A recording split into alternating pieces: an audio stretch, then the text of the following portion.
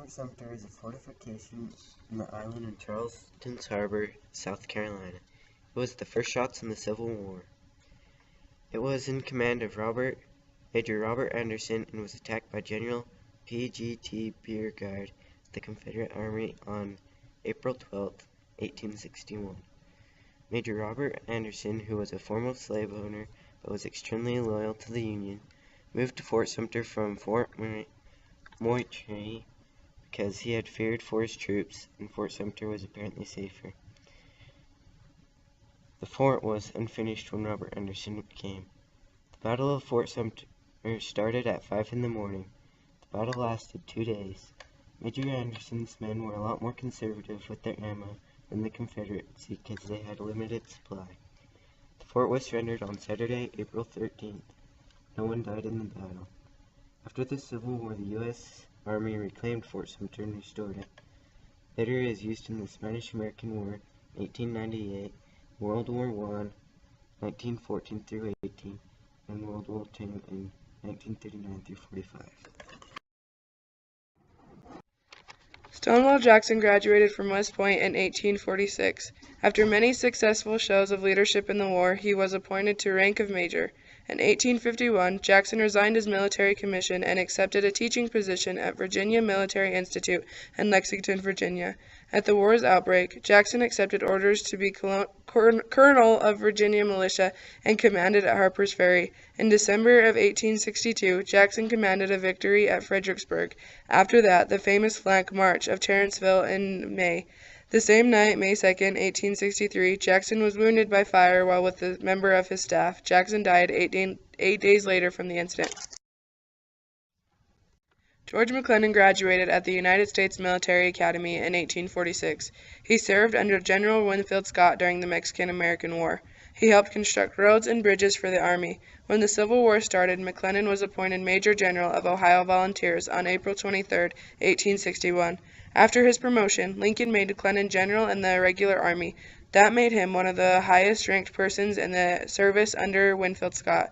McClellan made a bond with the men of the Union Army.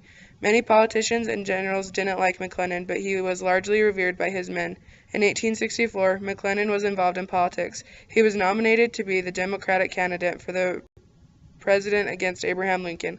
Lincoln was elected to his second term that year.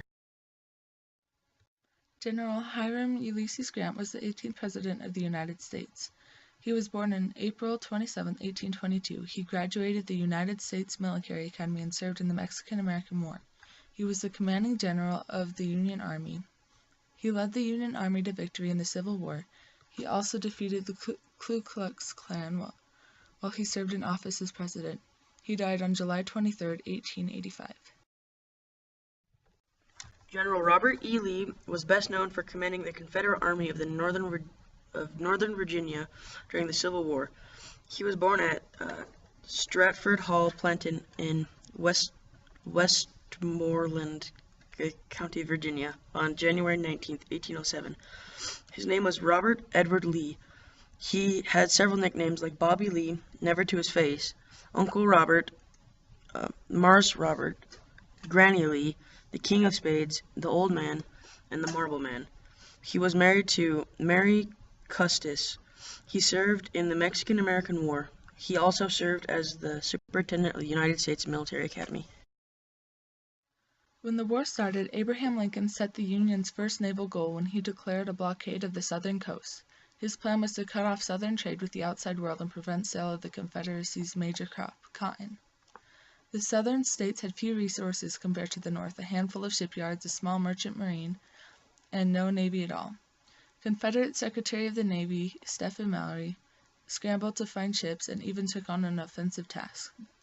The Northern Navy immediately began building dozens of new warships and purchased hundreds of merchant ships to convert into blockaders by adding a few guns. The Union's blockading squadrons needed not only ships, but also bases on the southern coast from which to operate. In 1861, the Union began a series of attacks on port cities like Hatteras, North Carolina, and Port Royal, South Carolina, along the southeastern seaboard. They fell to Union gunnery and were seized to to use as bases. With a smaller fleet than the North, the Confederates decided to challenge the Union Navy with the latest technology, ironclads. The first Confederate ironclad began its career as a Union cruiser, the Merrimac, captured by the Southerners when they seized Norfolk Navy Yard in Virginia. The Union quickly met this challenge with the ingenuity of inventor John Ericsson. Most of his ironclad, the Monitor, was underwater. All that appeared above board was a flat main deck and a circular housing carrying 2 guns. This was the world's first rotating gun turret, and it was protected by 8 inches of iron. Monitor met Virginia in March 1862 at Hampton Roads in Virginia. Their 3-hour engagement, often fought at point-blank range, was the world's first battle between ironclad vessels. In early 1862, Grant's army and the Brownwater Navy captured Rebel. In April 1862, Farragut's fleet fought past 2 formidable forts and forced New Orleans to surrender. In July 1863, these 2 Union forces, one moving south and one moving north, would be met at Vicksburg, Mississippi, and sever everything west of the river for the rest of the Confederacy. In April 1863, the Union Navy turned with force on the southern port cities when it took on the defenses of Charleston, South Carolina. Charleston did not fall until the war was nearly ended. The Confederate raider Shenandoah only learned the Civil War's end 4 months after the Confederate Army surrender. It finally lowered her flag in England on November 6, 1865. The Battle of Gettysburg started on July 1, 1863, and ended 3 days later. It took place near the town of Gettysburg, Pennsylvania, and neither sides were planning on fighting. Some Confederate soldiers heard that there were troops being supplied in Gettysburg, so they went to get some. On their way, they ran into some Union soldiers that were ordered to take position. The Confederate soldiers were exhausted because they had already marched 25 miles that same day. On the second day, they moved from Seminary Ridge to a wheat field that was between the Confederate and Union. The Union was running low on ammunition that day, so they were ordered to bayonet charge at the Confederates. The fighting continued into the next day. On the third day, vicious gunfire was heard for miles for over 2 hours until the Confederate soldiers heard no more shots from the Union, so they thought that the Union had run out of ammo. The Confederate soldiers were ordered to go to the center of the Union line. They were nearly there when the Unions started firing at them, but the Confederate soldiers held their ground, and some were sent to go behind the Union soldiers to surprise them. After the battle, Lee ordered his troops back to Virginia in the pouring rain. The total casualties were over 30%, and the Union losses were 23,000 men killed or wounded. Confederate had about 28,000 killed or wounded men. The battle involved more casualties than any war in the Civil War combined. A chest wound was almost certainly a death sentence. Among French soldiers shot in the chest during the war, only 8% survived. The problem, as Dr. Howard came to realize, wasn't the wound itself, but the negative pressure on the thorax was created by the opening in the chest cavity. The effect often caused lungs to collapse, leading to suffocation.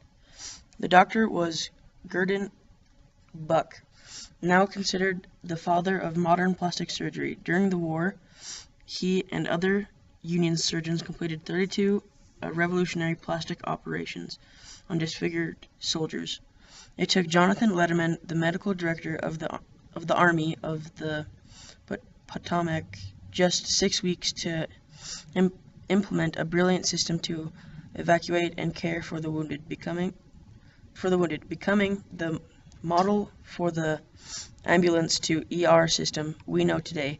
On September 17, 1862, the Battle of Antietam left 2,108 Union soldiers dead and nearly 10,000 wounded.